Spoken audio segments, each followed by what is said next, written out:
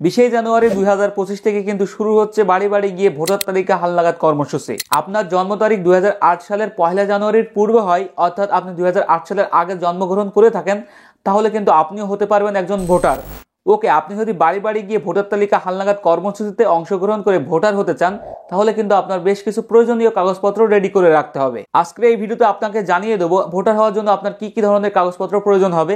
তো শুরু করছি আজকে ভিডিওটি ভালো লাগলে অবশ্যই একটি লাইক করবেন, আর এই ধরনের ভিডিও পেতে অবশ্যই চ্যানেলটি সাবস্ক্রাইব করে পাশে থাকবেন। ওকে, ভোটার হওয়ার জন্য সর্বপ্রথম আপনার যে কাগজটির প্রয়োজন হবে সেটি হচ্ছে আপনার একটি জন্ম নিবন্ধন। যে জন্ম নিবন্ধনটি অনলাইনে অবশ্যই বাংলা এবং ইংরেজিতে স্বয়ংসম্পূর্ণভাবে কিন্তু রেজিস্ট্রেশন থাকতে হবে। তারপরে আপনার একটি নাগরিক সনদপত্রের প্রয়োজন হবে। নাগরিক সনদপত্রটি কিন্তু আপনার ইউনিয়ন, পৌরসভা বা সিটি কর্পোরেশন থেকে পেয়ে যাবেন।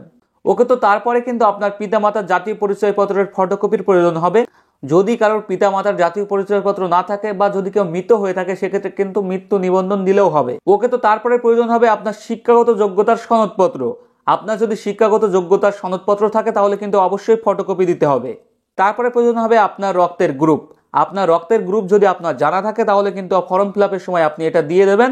আর যদি জানা না থাকে তাহলে কিন্তু অবশ্যই আপনি রক্তের গ্রুপের জন্য মেডিকেল টেস্ট করাবেন এবং সেখান থেকে আপনাকে একটি সনদ দেওয়া হবে, সেই সনদের একটি ফটোকপি আপনি দিয়ে দেবেন।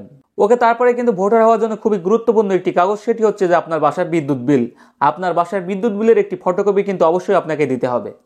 ওকে, তো যারা বিবাহিত আছেন তাদের ক্ষেত্রে কিন্তু অবশ্যই স্বামী স্ত্রীর জাতীয় পরিচয়পত্র কার্ডের ফটোকপির প্রয়োজন হবে। যারা বিবাহিত আছেন তাদের ক্ষেত্রে কিন্তু নিকাহনামার ফটোকপি দিলেও হবে। ওকে ভিউয়ার্স, তো আমি যে কাগজপত্রের কথা উল্লেখ করেছি এগুলো কিন্তু ভোটার হওয়ার জন্য আপনার অবশ্যই প্রয়োজন হবে। তাছাড়া কিন্তু বাড়ি বাড়ি গিয়ে যারা ভোটার তালিকা হালনাগাদ করবে তাদের যদি কোনো রিকোয়ারমেন্ট থাকে, অবশ্যই সেই কাগজপত্রগুলো কিন্তু আপনাকে ম্যানেজ করতে হবে। ওকে, তো শেষ করছি আজকের ভিডিওটি ভালো লাগলে অবশ্যই একটি লাইক করবেন, আর অবশ্যই কিন্তু চ্যানেলটি সাবস্ক্রাইব করে পাশে থাকবেন।